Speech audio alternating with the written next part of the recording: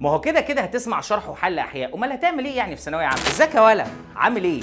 جاهز؟ استنى بس، جاهز؟ يعني حاسس انك مشروع دكتور وكده يعني؟ طب يلا بينا، يلا بينا نقول هنعمل ايه مع فيتامين دفعه 2024. كل اللي عليك انك تكلمنا او تحجز عن طريق الارقام دي، او من خلال مدرسه اللقبات يوم السبت والاثنين والاربع من كل اسبوع من الساعه 3 للساعه 7 مساء.